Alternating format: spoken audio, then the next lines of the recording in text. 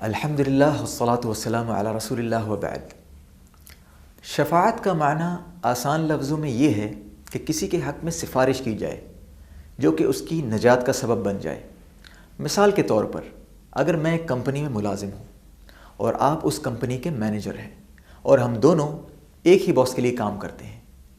فرض کریں ایک دن دفتر آتے وقت میری گاڑی کا باس کی گاڑی کے ساتھ ایکسیڈنٹ ہو جائے اور باس میری اس غلطی کی وجہ سے مجھ پر بہت زیادہ غضبناک ہو، مجھ پر غصہ کرنے لگے، اور اسی دوران آپ کا وہاں سے گزر ہو اور آپ دیکھیں کہ باس مجھ پر خوب غصہ کر رہے ہیں، چلا رہے ہیں، اور کیونکہ آپ کی پوزیشن کی وجہ سے باس کے ساتھ آپ کے تعلقات بہت اچھے ہیں، وہ آپ کی مجھ سے زیادہ عزت کرتے ہیں اور سنتے ہیں، اس موقع پر آپ گاڑی سے اترتے ہیں اور انہیں سمجھاتے ہیں اور بات کو ختم کروا دیتے ہیں، تو گویا یہ آپ نے میرے حق میں سفارش کی یا شفاعت کی۔ تو اسی طرح اگر ہم قرآن کی تعلیمات کے مطابق اپنی زندگی گزارتے ہیں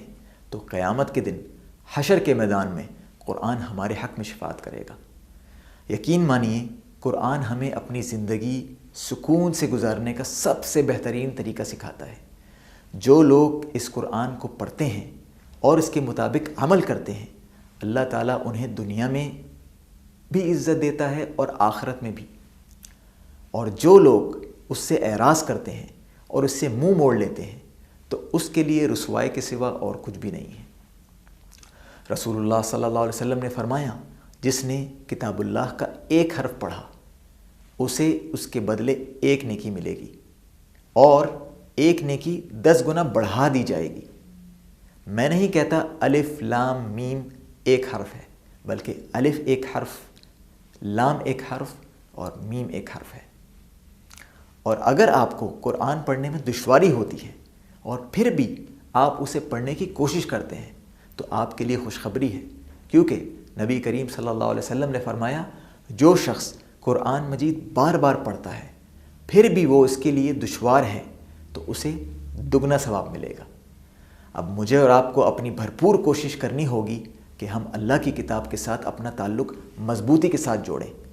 ہمیں سمجھنا ہوگا کہ اس کتاب کی ہر آیت میں ہمارے لیے سکون و اطمینان کا سامان ہے۔ یہ کتاب ہمارے لیے مرہم کی طرح ہے۔ اس کی ہر آیت میں ایک عجیب سا اثر ہے کہ جیسے جیسے ہم اسے پڑھنے اور سمجھنے کی کوشش کرتے ہیں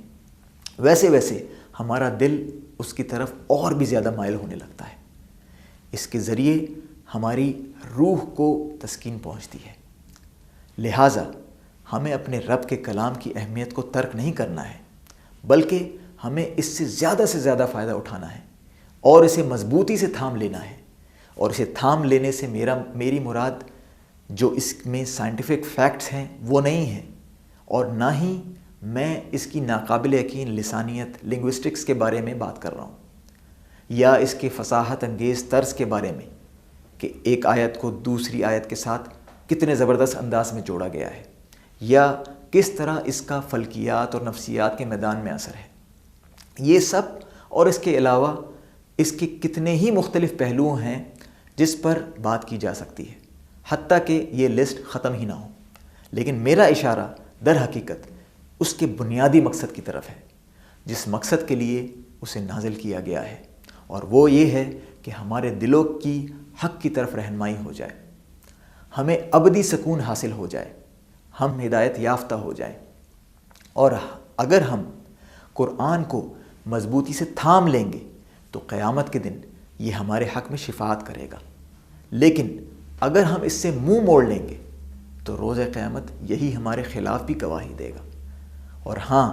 اس کا ہرگز یہ مطلب نہیں ہے کہ میں قرآن کی باقی خصوصیات کو نظر انداز کر رہا ہوں۔ بے شک یہ کتاب اپنے ہی آپ میں ایک شاہکار ہے،